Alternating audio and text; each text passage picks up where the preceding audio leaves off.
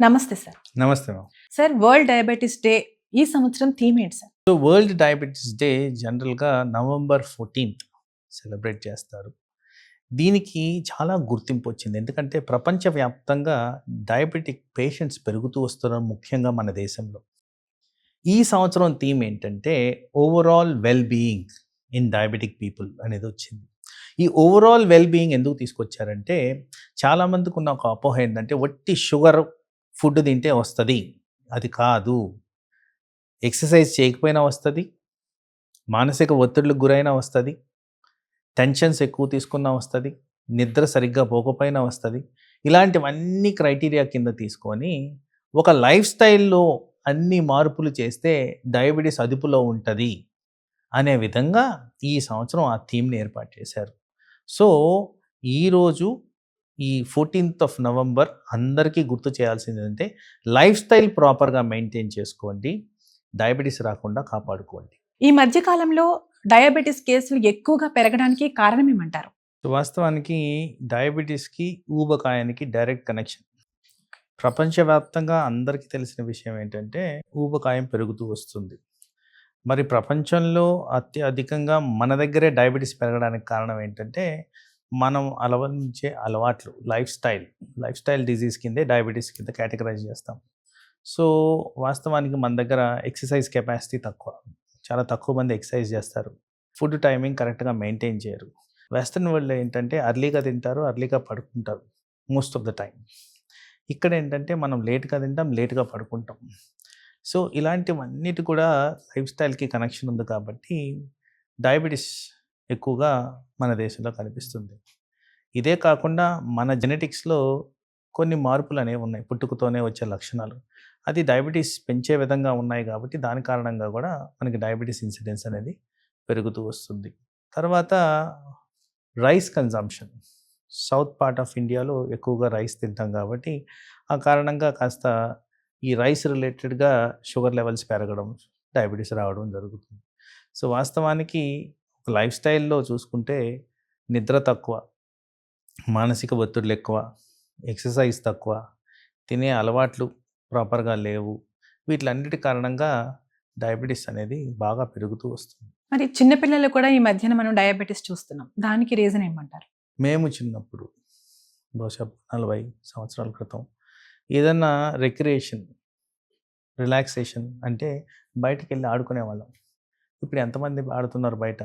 ఎంతమంది పిల్లలు బయటకు వెళ్ళి ఎక్సర్సైజ్ చేస్తున్నారు? ఫిజికల్ యాక్టివిటీ తక్కువైపోయింది. జీరో, తక్కువగా జీరో. అయిపోయింది. వీళ్ళు తినే ఆహార పదార్థాలు, ఈ ఆహార పదార్థాల్లో ఎక్కువ శాతం ప్రాసెస్డ్ ఫుడ్ అనేది ఎక్కువ ఉంటుంది. ప్రాసెస్డ్ ఫుడ్ అంటే హై క్యాలరీస్, హై ఫ్యాట్ ఉండే ఫుడ్. ఇట్లాంటి ఫుడ్లు 40 సంవత్సరాల క్రితం లేవు. ఇప్పుడు ఈజీ యాక్సెస్తో అవి తింటున్నారు. మీరు అన్నట్టు గ్యాజెటరీ యూసేజ్ ఎక్కువగా ఉంది. ఎవరైతే గ్యాజెటరీ ఎక్కువ వాడతారో శాస్త్రపరంగా రుజువులతో ఏముందంటే వీళ్ళు తక్కువ కదలిక ఉంటుంది, ఎక్కువగా ఒక దగ్గరే కూర్చొని ఈ గ్యాజెట్ అనేది చూస్తూ టైం గడిపేస్తారు. సో యాక్టివిటీ తగ్గినప్పుడు, క్యాలరీ కన్సంప్షన్ పెరిగినప్పుడు, ఈ జంక్ ఫుడ్ ఏదైతే high calorie and high fat ఉండేది తిన్నప్పుడు వచ్చే లక్షణాలు డయాబెటీస్. ఊబకాయం వస్తుంది. ఊబకాయం ద్వారా మోస్ట్ కామన్గా ప్రివలెంట్గా వచ్చేది డయాబెటీస్. అది కాకుండా హైపర్ టెన్షన్ కూడా ఈ మధ్యకాలంలో యంగ్స్టర్స్లో ఎక్కువగానే గమనిస్తున్నాం. బై బర్త్ కూడా కొంతమంది డయాబెటిస్ బారిన అది పడుతున్నారు. చాలా తక్కువ సంవత్సరం. చాలా తక్కువ. 95% వరకు వచ్చేది టైప్ 2 డయాబెటీస్.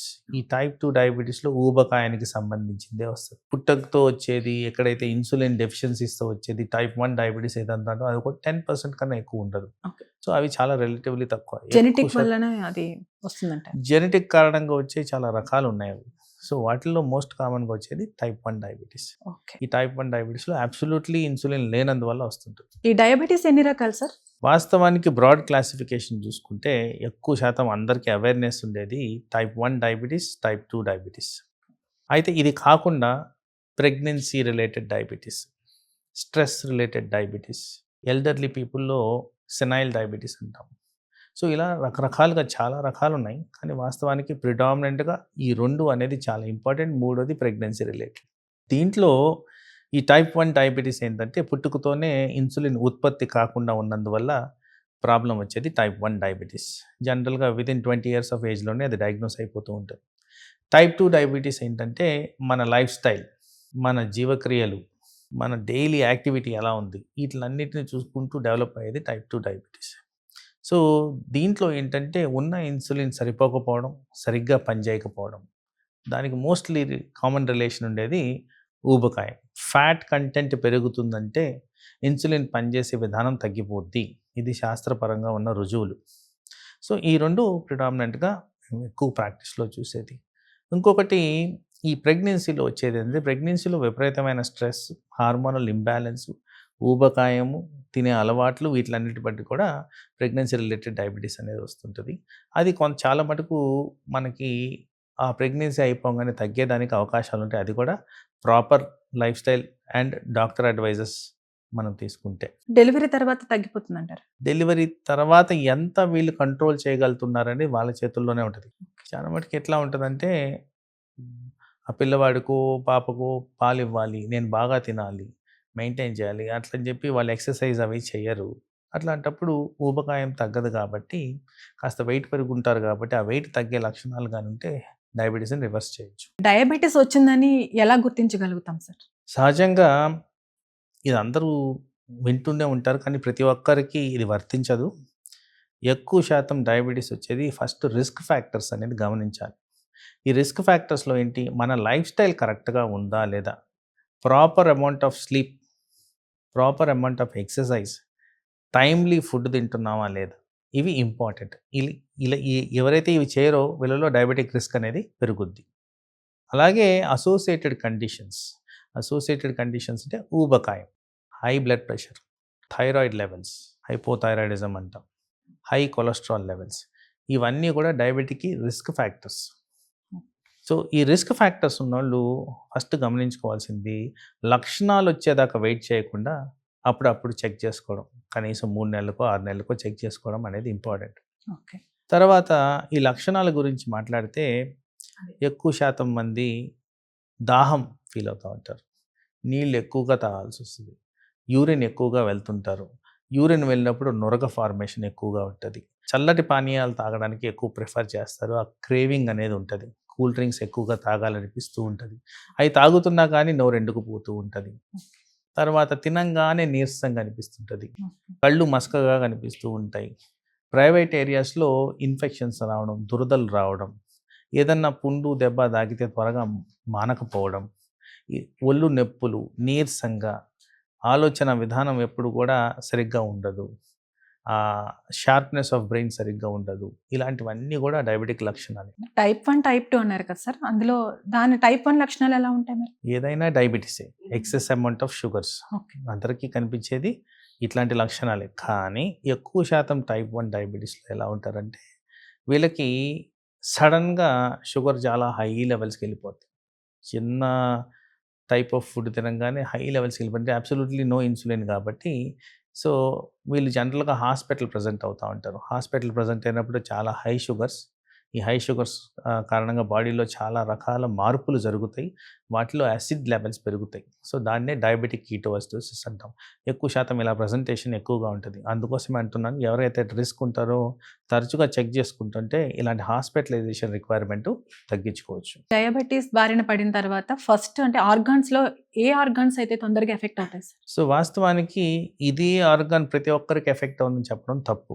కానీ మా అనుభవంలో మేము గమనించింది ఏంటంటే ఎక్కువ శాతం ఫస్ట్ కామన్‌గా ఎఫెక్ట్ అయ్యే organs ice and the kidneys. కానీ శాస్త్రపరంగా రుజువులు సైంటిఫిక్ డేటా చూస్తే హార్ట్ మీద ఎక్కువగా ఒత్తిడి ఉంటది. హార్ట్ వల్ల ఎక్కువగా ప్రాణాలు కోల్పోతున్నారు అనేది ఎవిడెన్స్ అయితే ఉంది.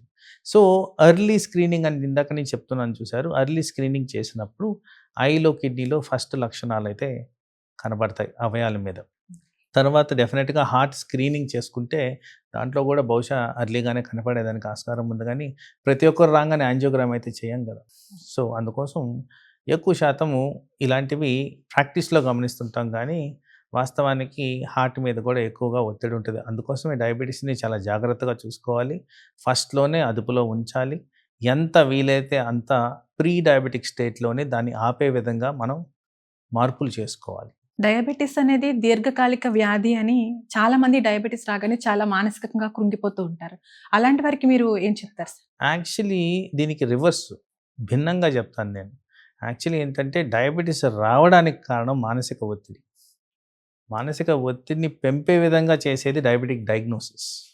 సో ఇనీషియల్గా ఒత్తిడి కారణంగా నిద్ర సరిగ్గా పోకపోవడం, యాక్టివిటీ సరిగ్గా అంటే డిప్రెషన్లో ఉన్న వాళ్ళకి ఆహార పదార్థాలు ఎక్కువగా తీసుకునే అలవాట్లు ఎక్కువగా ఉంటాయి, నిద్ర సమంగా ఉండదు, యాక్టివిటీ ఉండదు. వీళ్ళల్లో రిస్క్ ఫ్యాక్టర్స్ ఆఫ్ డయాబెటీస్ పెరుగుద్ది.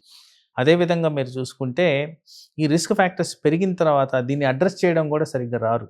ఎందుకంటే వాళ్ళు ఆల్రెడీ మానసిక ఒత్తిడిలో ఉన్నారు కాబట్టి. దెన్ అది ఒకసారి డయాగ్నోస్ అవ్వంగానే ఏదైతే ఎగ్జిస్టింగ్ మానసిక ఒత్తిడి ఉందో అది ఇంకాస్త పెరుగుద్ది. అరే నాకు షుగర్ వచ్చేసింది, జీవితకాల సమస్య అని ప్రతి ఒక్కరికి ఉన్న ఒక పెద్ద దాన్ని ఏమంటారు, దాన్ని ఒక ఇనిబిషన్ ఫ్యాక్టర్.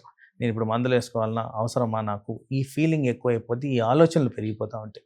సో ఈ ఆలోచనలు పెరిగిన దానివల్ల ఏమవుద్ది, ఇది మళ్ళీ డయాబెటీస్ మీద ప్రభావం చూపిస్తుంది. సో ఈ మానసిక ఒత్తిడి అనేది పెద్ద మేజర్ ఫ్యాక్టర్. ఈ మల్టీ ఫ్యాక్టోరియల్ డయాబెటీస్ కారణాల్లో ఇది చాలా నెగ్లెక్టెడ్ ఫ్యాక్టర్ అని నేను అనుకుంటాను. వరల్డ్ డయాబెటిస్ డే సందర్భంగా మా వ్యూవర్స్కి ఏదైనా మెసేజ్ చెప్పండి సార్. డయాబెటీస్ని నెగ్లెక్ట్ చేస్తున్నారు. దట్ ఈస్ క్లినికల్ ప్రాక్టీస్ నేను చూసేది. ఏ స్టేజ్లో ఉన్నా కానీ ఒక్కసారి ఒక డాక్టర్ కానీ ఎక్స్పర్ట్ కానీ ఇదిగోండి మీకు షుగర్ వచ్చే లక్షణాలు ఉన్నాయి, జాగ్రత్త పడండి అంటే దానికి విలువ ఇవ్వండి, దాని గురించి కాస్త ఆలోచన పెట్టండి, దాని గురించి కొన్ని చర్యలు తీసుకోవాల్సిన అడ్వైజెస్ ఏవైతే ఉన్నాయో అవి తీసుకోండి, రెగ్యులర్ చెకప్స్ చేసుకోండి. ప్రీ డయాబెటిక్ స్టేట్లో ముఖ్యంగా ఎవరైతే ఉంటారో వాళ్ళు డయాబెటీస్ రాకుండా కాపాడుకోవచ్చు. ప్రాపర్గా లైఫ్ స్టైల్ మెయింటైన్ చేస్తూ, ప్రాపర్ డైటరీ హ్యాబిట్స్ మెయింటైన్ చేస్తూ, అవసరమైన చోట యాజ్ రికమెండెడ్ టెస్టులు చేసుకుంటూ ఉంటే డయాబెటిక్ కాంప్లికేషన్స్ని నివారించుకోవచ్చు.